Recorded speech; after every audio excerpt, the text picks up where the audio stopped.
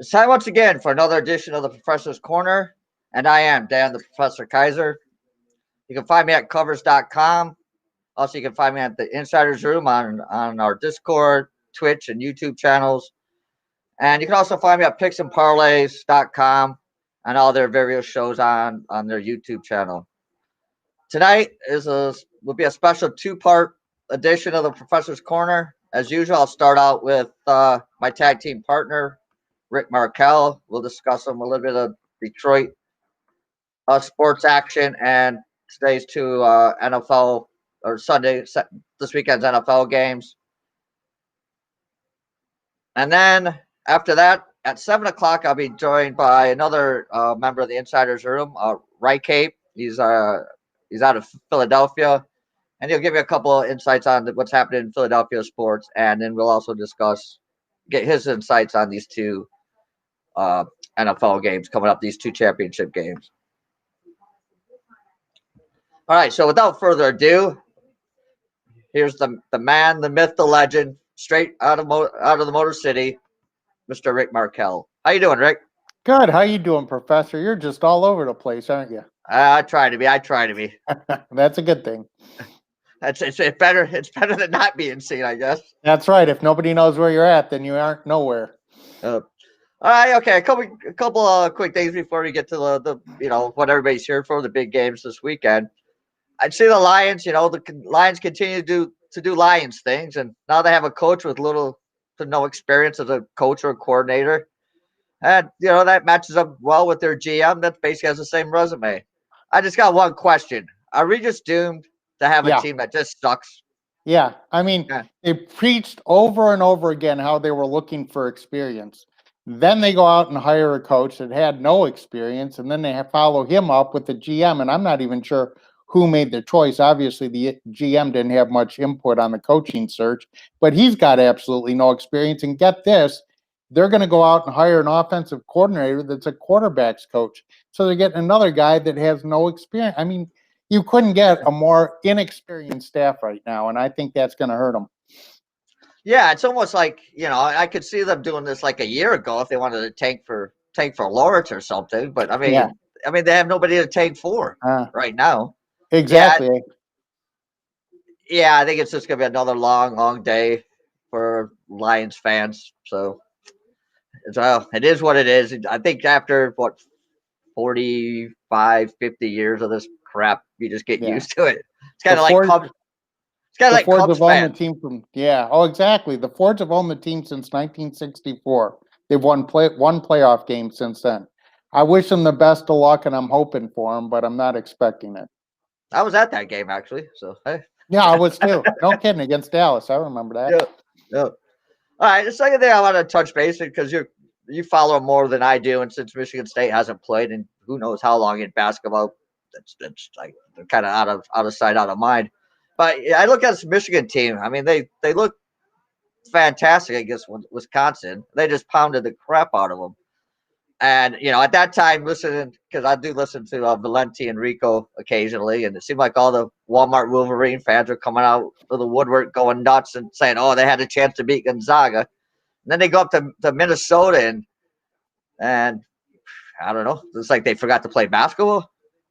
So that was a terrible spot for them, but yeah. Yeah. So I guess my question to you is, what are they closer to the team that beat Wisconsin, closer to the team that got killed by Minnesota, or somewhere in the middle? You're going to hate me, but I think they're a legit top 5 team. I'm not going to say anything about how they can do against Gonzaga or whatnot, but the situation with Minnesota was this is a team they had beaten 2 weeks ago, beat them by 20 in Ann Arbor. Then they come home, get all hyped up to play a Wisconsin team that's a top 10 team. They put everything into it. Now they got to go on the road against a Minnesota team who they just beat and they probably disrespected. And I think all they have to do is put on their uniforms to beat them. And they got beaten. They didn't play well.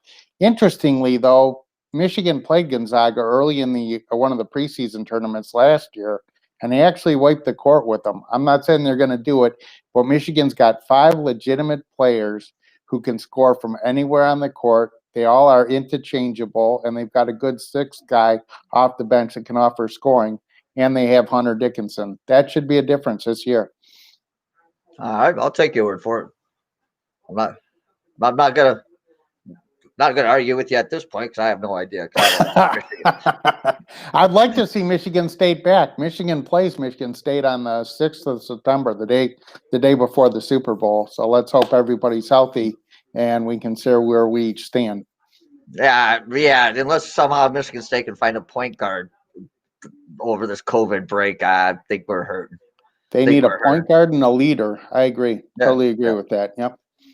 All right, so let's get to what we're all here for. The two games this weekend. We'll start out with the NFC.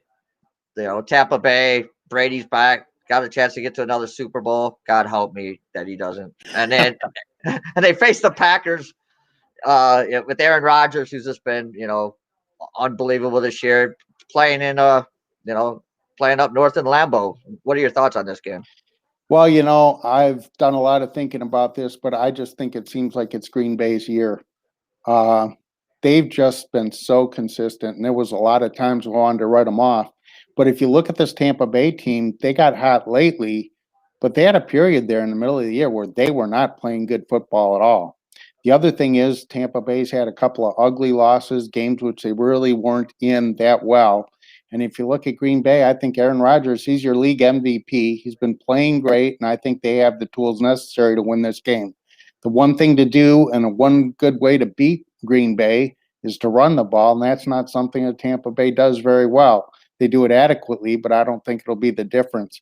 I really see Rodgers having a field day against this secondary for Tampa Bay. I got to take the Pack at a short line. If you can get -3, that's got to be the way to go. Did you see revenge playing any part in this after Tampa Bay kicked their ass earlier this year? There was one team this year to hold Green Bay under 22 points, and of course it was Tampa Bay. I don't think revenge means much here. I mean, it's obviously a big game for both guys. And the one thing that I do think is a factor is that all the big games that Rodgers has played, this is the first time he'll play the NFC Championship in Green Bay. So I think it sets up well for Green Bay. I expect maxed effort from both teams. I think the back door is open if you want to look at a tease with Tampa Bay, with Brady being able to hit his gifted receivers. I think they could cover a tease. But if you're looking for it, I just think this is Green Bay's year, and I think Rodgers is the way to go on Sunday. Yeah, I kind of lean that way also. I've looked today. There's 3s and 3.5, 3.5. Like, if I'd take Green Bay at 3 definitely. What about earlier in this week they were talking about snow. I think the report today is that there might be flurries or something. It's not going to be 1 or 2 inches, but it's going to be cold. You always hear people coming from Florida coming up north. And it brings me back. Let's go back to our college days. Do you remember Cedric Irvin? Yes. Oh yeah, the running back. Yeah. Yeah, from Fort Lauderdale. And I'll never forget exactly when he first came on campus. He used to tell this. He told the story as how he was walking around, and this is back, August, September. He's walking around. It was like 55 degrees, and he's walking around. He said he's looking at all these people walking around in shorts and t-shirts and whatever, and he's walking around in sweatpants and a hoodie because he thought it was freezing at 55, coming from Florida. And people scoff at that. People scoff at the idea that it's not going to matter. But I don't know, mate. I spent 14 years in Thailand, and you coming back here, you definitely feel a difference when. I think it will matter. Sure, you do, and I think it will matter. But people forget too that Tom Brady is a cold weather quarterback. I mean, he played most of his career in New England. Right. Came from he played his college ball at Michigan. So yeah, the thing that I look to worry about. Go ahead.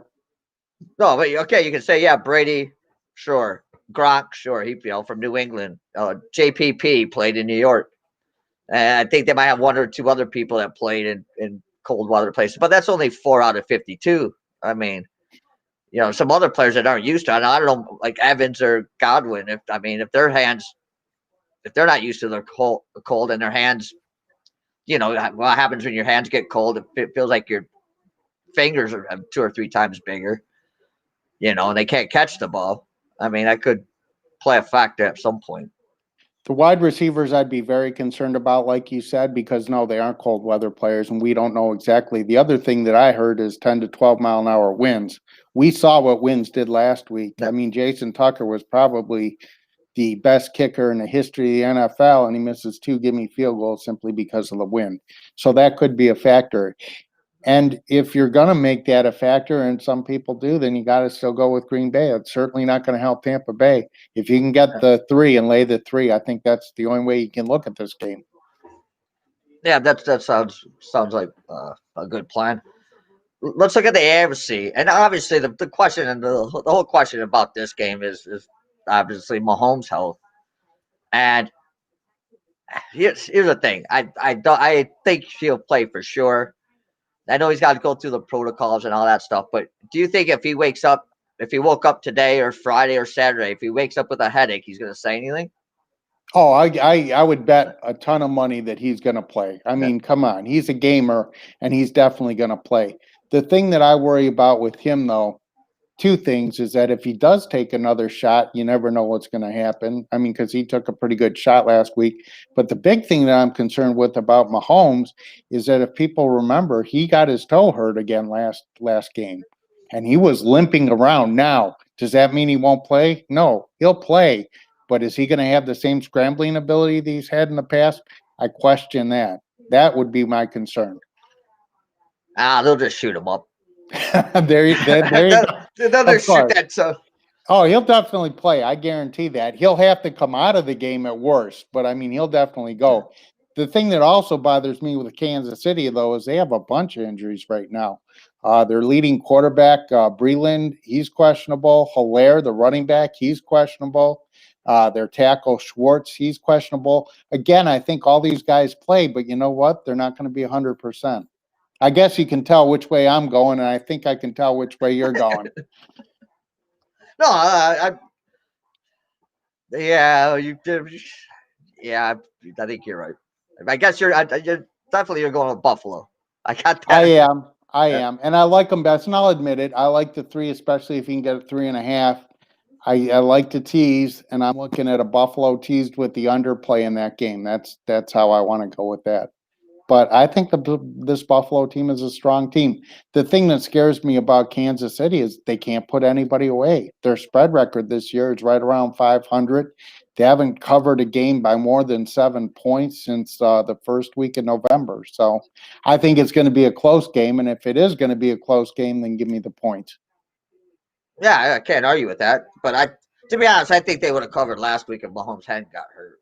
I mean, Cleveland just couldn't stop him, but he did get hurt. I totally agree. My handicap on that game was 100% wrong. I'll totally admit it. I didn't feel like Cleveland was going to hang there at all, but then everything happened and they got the backdoor cover. So I guess my only thing with Buffalo, because I heard somebody on the radio today and they're saying, "Oh, that if Buffalo Buffalo can win if Allen just has an average game because of their defense, and they can run the ball, but Buffalo can't run the ball. No. Buffalo couldn't run the ball last week. No. I mean, it seemed Allen was the only person that could run the ball is Allen, and I don't think you're going to want him running all the time. Yeah, everybody that I talked to said, and I believed, and I agree with them, that their best running back last week was going to be Josh Allen.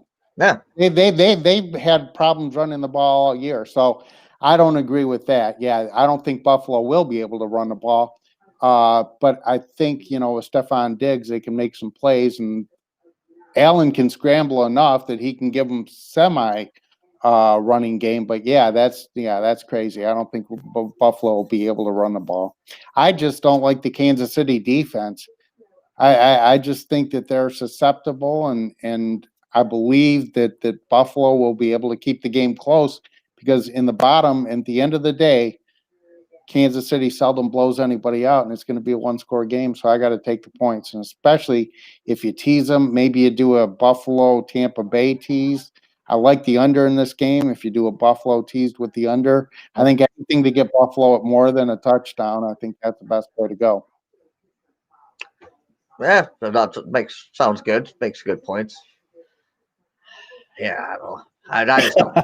I know. I hear you. I know. But I agree with you. But I do have to agree with you about the KC defense. I mean, it's not as good as it was last year. At the end of last year, the beginning of last year, they stunk, but they put it all together at the end. Yeah, they just haven't been able to put it together this year. So yeah, I guess I'll probably plug my nose and take Kansas City, and then start throwing things when it's over. But Kansas City's a legitimate team, but I got to tell you, I took the Browns plus the 10, like I said, but I never believed that the Browns would have the ball with 3 minutes to go in a one-score game.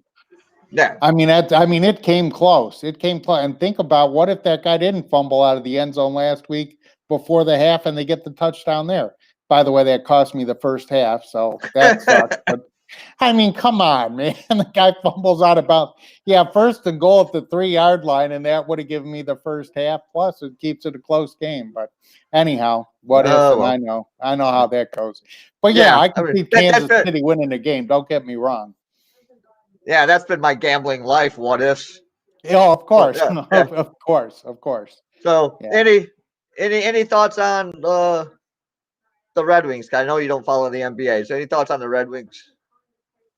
I really like the Red Wings. They're not going to do anything as far as, winning playoff series or anything like that, but they really upgraded a goalie. Thomas Greiss is a A1 goaltender. Even their backup Bernier's look good. And you know what? Last year at this time, the Wings had maybe one quality NHL defenseman.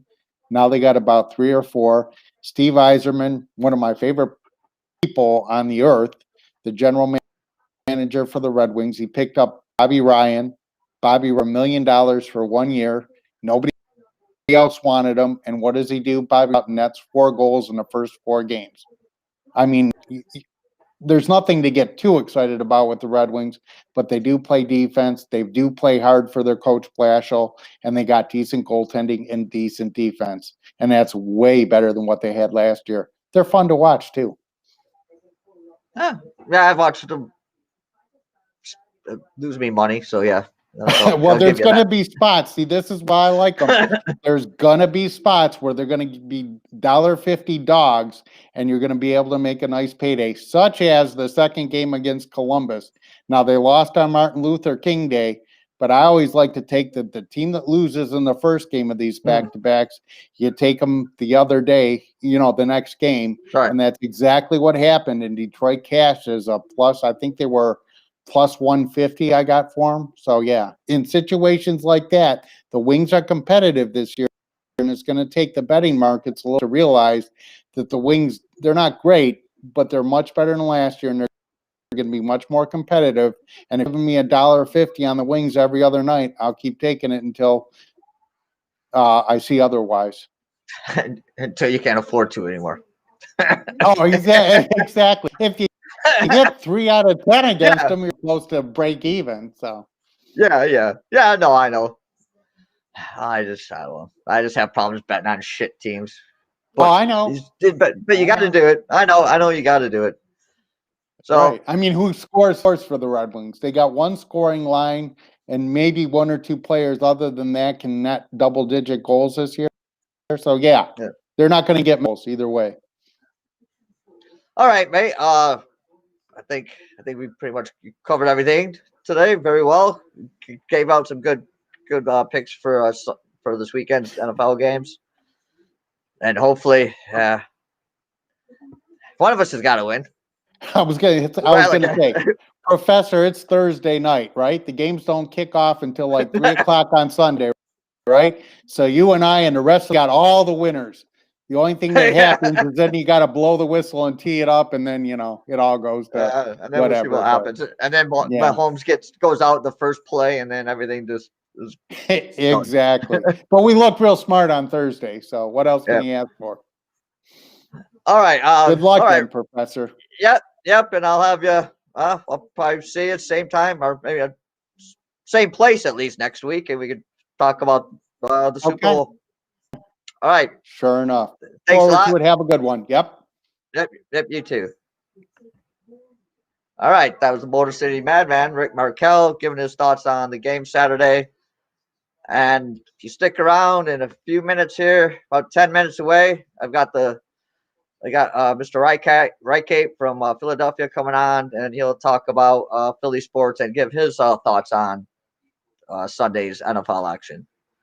So until I see you in a few, that'll be it for this show. See you soon.